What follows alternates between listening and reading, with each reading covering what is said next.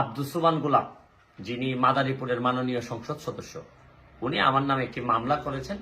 এই মামলাতে উনি বলেছেন যে আমি তার 500 কোটি টাকার একটি মানহানির মামলা করেছেন, যে তার 500 কোটি টাকার ক্ষতি হয়েছে, এরকম মানহানির মামলা করেছেন আমার বিরুদ্ধে।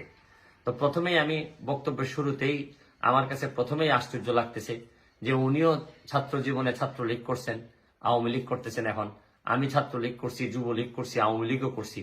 আমার সবকিছু মিলাইয়া হবে না 50 লাখ টাকার সম্পদ।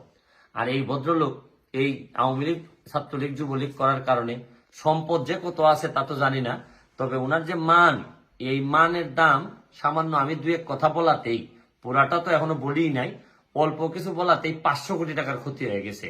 তা আল্লাহ মাহবুদ জানে যে মোট সম্পদের পরিমাণ যে উনার কত। এটা আশা করি যে এই 500 কোটি দিয়ে কিছুটা দুদক হয়তো টের পাবেন যে কত টাকার সম্পত্তি উনার আছে। গেল একটা। প্রথম আর পরেরটা হচ্ছে কি যে উনি যে একটা ড্রাফটিং করে, আমি ড্রাফটিংটাও সাংবাদিকদের মাধ্যমে পাইছি যে উনি আমার বিরুদ্ধে যে মামলাটি লিখছেন, আমার জীবনে এত বাজে পুয়ার ড্রাফটিং জীবনে দেখি নাই।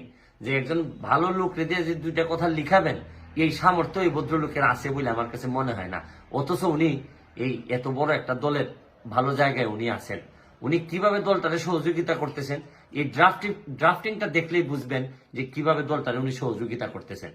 তার উপর আবার আমার অ্যাড্রেস ভুল, আমার জীবিত মারে লিখছেন উনি যে আমার মার নাম মৃত, মানে আমার মা নাকি মারা গেছেন। মানে আমার কাছে মনে হয়েছে যে একটা মানুষ যখন তার পতনের সময় আসে, তখন যে সে যে বিভিন্ন ধরনের ভুল করে, এটা আমাদের ইসলামেই আছে। মানুষের পাপের ঘর যখন পূর্ণ হয়, তখন কিন্তু যে কোনো জায়গায় আজরাইলের জন্ম হয়, তখন সে ইচ্ছা করে গিয়ে আজরাইলের কাছ দিয়ে হাঁটাহাঁটি করে। তো মনে হয়েছে যে আমার এইরকম একটা অবস্থা তৈরি হয়েছে। আমি আপনাদেরকে পরিষ্কার করে বলতে চাই, মানহানির তো প্রশ্নই আসে না। আমি যেসব কথা বলার কারণে আপনি আমাদেরকে বলছেন যে আমি মানহানি করছি আপনার, আমি তো আমার কোনো কথা বলি নাই। ইনভেস্টিগেটিভ জার্নালিস্ট যারা সারা পৃথিবীতে বিখ্যাত, যারা তারা প্রমাণ করে দিয়ে দিছে। প্রথম আলো এটাকে আবার ছাপাইছে, ছাপাইয়ে বলছে যে আপনি নিউ ইয়র্কের মতো জায়গায় 9টা প্রপার্টি, 40 কোটি টাকার প্রপার্টি শুধু নিউ ইয়র্কের মতো জায়গায় 9টা, আবার বলছি 9টা প্রপার্টির মালিক আপনি। আমার আশ্চর্য লাগে, উনি মানহানির কথা বলেন, এত কথা বলেন, কিন্তু প্রপার্টি যে উনার, এই ব্যাপারে তো অস্বীকার করেন না। কারণ করার সুযোগ আপনার নাই। কারণ আপনার ওই প্রপার্টির ভিতরে গেলে দেখা যায় যে গুলশানারা বেগম যিনি, উনি আপনার ওয়াইফ। আপনি তো এটা অস্বীকার করেন না যে না, গুলশান আরা কিন্তু আমার ওয়াইফ না। এটা তো আপনার বলেন, আপনার ছেলের নাম, এটা আপনি অস্বীকার করতে পারবেন না।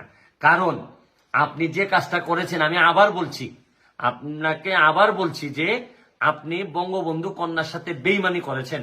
মুস্তাক যেভাবে বঙ্গবন্ধুর সাথে বেইমানি করছিল ক্ষমতার জন্য, আপনি বঙ্গবন্ধু কন্যার সাথে থেকে আপনি এত সব টাকা, যারা দেশের মানুষের ঠকায়, যারা টাকা বানানোর অভিযোগ যাদের বিরুদ্ধে আসে, আমি বলবো আপনি বঙ্গবন্ধু কন্যার সাথে বেইমানি করছেন।